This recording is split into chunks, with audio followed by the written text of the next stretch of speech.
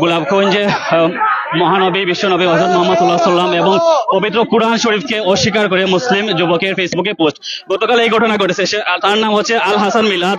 সে কি পোস্টে লিখেছে আমরা একটু বলে দিই আপনাকে।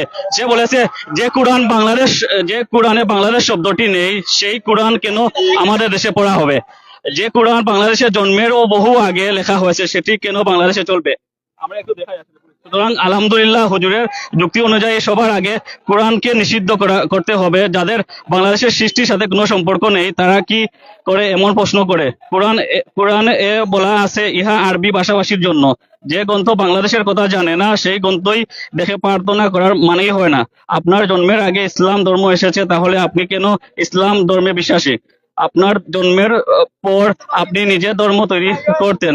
আপনার বাবা মায়ের বিয়ে আপনি দেখেননি, আপনি কিভাবে তাদের বাবা মনে?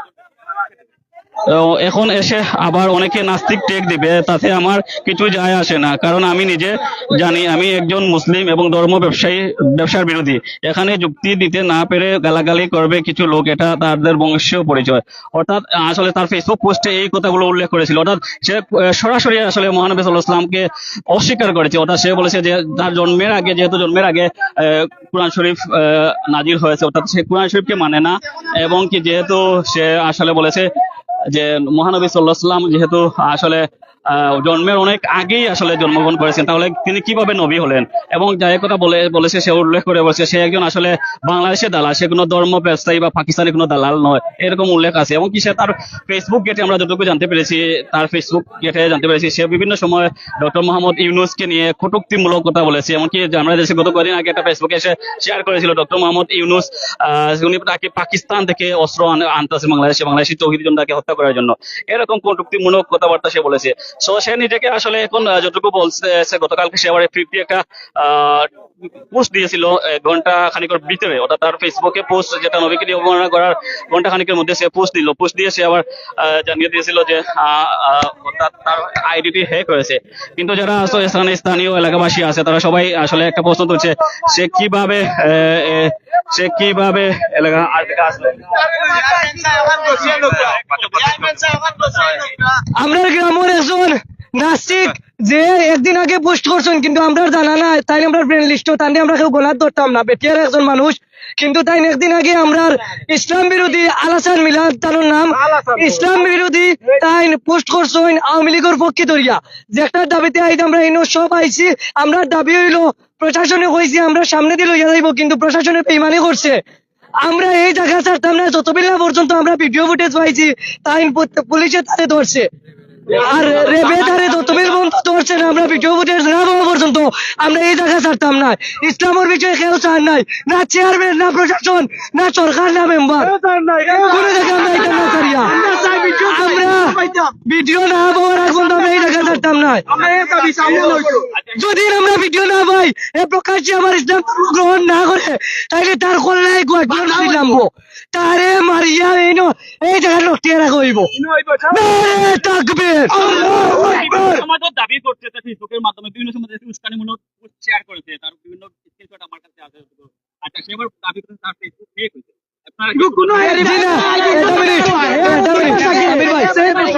একজন পেইড কাস্টমার হে নাস্তিকর পেইড টাকা একটা করিয়া রাখে, এ আগে জিডি করে তার আইডি হ্যাক করে, এরপরে হে নিচ থেকে পোস্ট করে।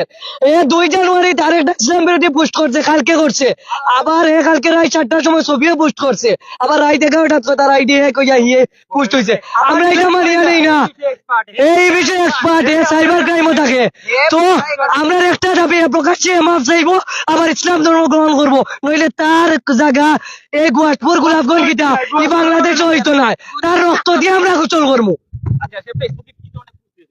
সে পোস্ট করছে এই যে জাতীয় সঙ্গীত পরিবর্তনের বিষয়ে, জাতীয় সঙ্গীত যে একটা বদনানি হইতো আছিল, অনেক বড় বড় উজরে কইছেন রবীন্দ্রনাথ ঠাকুরের যে জাতীয় সঙ্গীত দিছেন একটা অনেক আগর, একটা বাংলাদেশ বিরোধী। ও প্রেক্ষাপটে উঠিয়া খবর যে ইসলাম ধর্ম তো 1500 বছর আগর, এরপরে আরবি ভাষা, কোরআন শরীফ আরবি ভাষা একটা আমরা খেলে পড়তাম। তাছাড়া বিভিন্ন কুরুচিপূর্ণ শব্দ ব্যবহার করছে, জাস্ট কালকে টাট না, আগেও করছে, যেটা আমরা তীব্র নিন্দা জানাই এবং আমরা সামনাসামনি সবার সামনে বিচার করতে হইব। যে বিষয়টা আমরা আসলে বলতেছিলাম, অর্থাৎ যে বিষয়টি আমরা আসলে জানতে পেরেছি সে মহানবী সাল্লাল্লাহু আলাইহি ওয়াসাল্লামকে সরাসরি অস্বীকার করে ফেসবুকে পোস্ট দিয়েছে। আমরা পোস্টটি তার কমেন্টে দিয়ে দেবো। এবং কি যে বিষয়টা আসলে সে বলেছে যে অর্থাৎ জন্মের আগে অর্থাৎ যে কোরআন নাজিল হয়েছে সেই কোরআন কেন সে পড়বে, অর্থাৎ কোরআন আসলে আরবি ভাষায় লেখা। স্যার এলাকার যুব সমাজ সহ ছাত্র সমাজ সব আছে, এরারে আপনার আমরা সাইডে নিতেছি, শান্ত আছে এলাকার পরিস্থিতি। এখন আপনারা ওর বিরুদ্ধে আইনত যত ব্যবস্থা নেওয়ার আপনারা নেন। এলাকাবাসীর উদ্দেশ্যে আপনি দুই একটা কথা বলে এদেরকে আশ্বস্ত করেন যে এদের অচিরে এর বিচার যেভাবে হয় আর কি।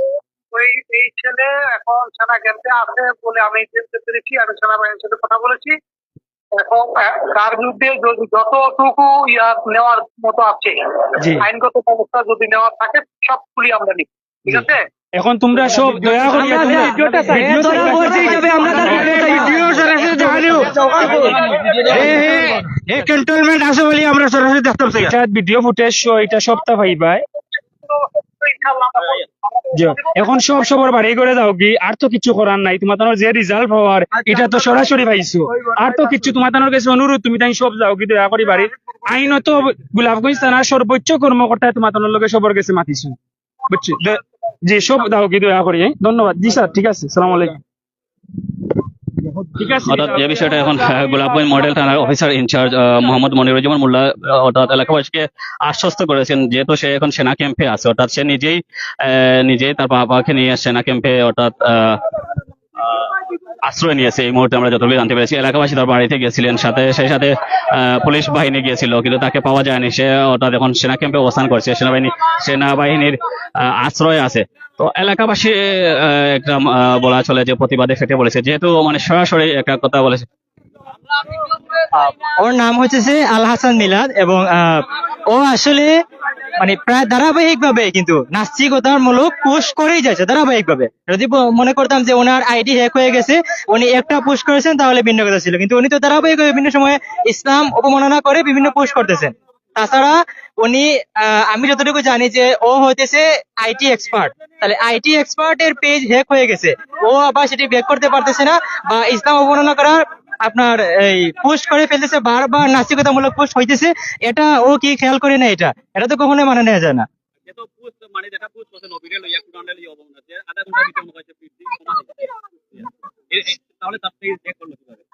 এটাই তো প্রশ্ন আমাদের। তাছাড়া উনি বলতেছেন যে শাহেখ আহমদুল্লাহ যে বিষয়টা যুক্তি তুলে দিয়েছেন, উনি শাহেখ আহমদুল্লাহ যুক্তির বিপরীতে উনি যুক্তি দাঁড় করেছেন। তাছাড়া উনি প্রায় সময়ে দেখা যাচ্ছে শাহেখ আহমদুল্লাহ সহ বিভিন্ন আলেম উলামা, তাছাড়া একবার আমরা জানি যে মসজিদে একবার একটা ঘটনা ঘটছিল, সম্ভবত সেটা চট্টগ্রামে এলাকায়। তো ওই এলাকার ঘটনায় আমরা দেখতে পাই যে উনি ইসলাম অবমাননা করে এবং উনি বললেন যে তাওহীদের জনতা নাকি আপনার তাদের, আমরা যতটুকু জানি, আমি দেখাইতেছি একটা পোস্টটা এখানে ছিল। বাংলাদেশে বাংলা ভাষা চলবে আর আরবি ভাষা চলবে। হ্যাঁ, উনি বলতেছেন যে 2 জানুয়ারি উনি একটা পোস্ট করতেছেন যে ইজতেমার মাঠে খুন, মসজিদে সহবাস, মাদ্রাসায় বলাৎকার, কথায় কাজে উগ্রতা, এর নাম তাওহীদি জনতা। অর্থাৎ উনি তাওহীদি জনতাকে ইজতেমার মাঠে খুনি, দর্শনকারী এটা হিসেবে উনি সাব্যস্ত করে তাওহীদি জনতাকে। আমরা বলতে চাই যে তাওহীদি জনতা কখনোই তো খুন করতে পারে না, মানুষকে আপনার উগ্রতা দেখাতে পারে না, এটা তাওহীদি জনতার কাজ হতে পারে না। উনি সেই তাওহীদি জনতার কাজই কিন্তু মানে বলতেছেন তাওহীদি জনতা নাকি আপনার মসজিদে বলাৎকার করে, সহবাস করে। তাছাড়া আমরা জানি যে এই যে ঘটনাটা ঘটেছে সেটা মিথ্যা ঘটনা ছিল, আর উনি সেই মিথ্যা ঘটনাটিকে ছড়াইতেছেন। ইসলাম সম্পর্কে অবমাননা সংক্রান্ত বিষয়ে ও প্রায় সময় এই ধরনের পোস্ট করে থাকে। আমরা ওর দৃষ্টান্তমূলক শাস্তি চাই, এইটুকু। আমরা আসলে গভীরভাবে দুঃখ প্রকাশ করতেছি যে গোয়াসপুরের পঞ্চায়েত থেকে মুরব্বিয়ানে কেরাম ওনারা এই ঘটনার নিন্দা জানাইছেন, যে এই যে ছেলেটা এরকম, যে এই যে ছেলেটার এই যে ইসলাম বিরোধী কর্মকাণ্ড, আলিম উলামা সহ কোরআন অবমাননা।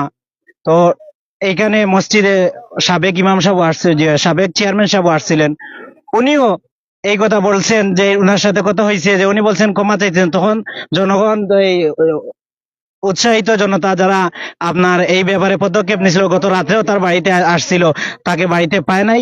এই জনতারা চেয়ারম্যান সাহেবকে আবার মেসেজ দিছে যে না, ও যখন কোরআনকে নিয়ে অবমাননা করেছে সে আর মুসলমান নাই, সুতরাং সে আবার কালেমা পড়তে হবে, না হয় এই সমাজে বাস করতে পারবে না, বিশেষ করে গোয়াসপুরের মাটিতে সে আসতে পারবে না। এজন্য সাথে সাথে পুলিশ আসে এই জনতার এই বাদ ভাঙা হাই উল্লাসে এবং জনতার উশৃঙ্খলা দেখে পুলিশ আনা হয়। পুলিশ এসে বাড়িতে যায়, যাওয়ার পর শুনতে পায়, পুলিশ আমাদেরকে খবর দেয় যে ওর বাবা সহ সেনাবাহিনীর কাছে গিয়ে চলে গেছে। তো এরপরে গোলাপগঞ্জ থানার ঊর্ধ্বতন কর্মকর্তারা ফোনে যোগাযোগ হয়েছে। যোগাযোগ করার পর ওনারা বলছেন যে ও তো সেনাবাহিনীর জিম্মায় চলে গেছে। তো আমরা ইনশাআল্লাহ সেনাবাহিনীর সাথে যোগাযোগ হয়েছে, ওকে গোলাপগঞ্জ থানায় আবার ওনারা হ্যান্ড ওভার করবে। আর আমরা হ্যাঁ, আমাদের দাবি হলো সে যাতে প্রকাশ্যে ঈশা ইসলাম ধর্ম আবার গ্রহণ করে, যদি সে গুয়াসপুরের মাটিতে আসতে চায়। আর আমি গোলাপগঞ্জের সর্বস্তর তৌহিদ জনতার পক্ষ থেকে বলতেছি, সে যদি যদি আবার ক্ষমা না চেয়ে ইসলাম ধর্ম পুনরায় না গ্রহণ করে, যদি আবার সে খোলা মাঠে আসে, তাহলে তার দায় গুয়াসপুর গ্রাম সহ কেউ নিবে না। তার কি হবে সে যেন বুঝে, সে অলরেডি বুঝে ফেলছে যে সেজন্য তো সে সেনাবাহিনীর কাছে গিয়ে ধরা দিছে।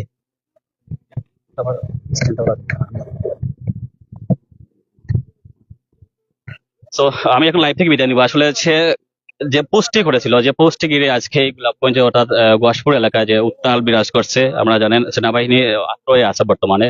পুলিশ এসেছিল তার বাড়িতে, অর্থাৎ বাড়িতে পাই নাই, সে সেনাবাহিনী আশ্রয় আছে। আমরা এই পোস্টটি আবার সবার উদ্দেশ্যে বলে রাখি, সে পোস্ট, তার নাম হচ্ছে আল হাসান মিলাদ, বয়স আনুমানিক 22-23 অথবা এরকম। তার পোস্টটি আমি পড়ে দিই। আই হ্যাভ কিছু কোয়েশ্চন, মানে আমার কিছু প্রশ্ন আছে।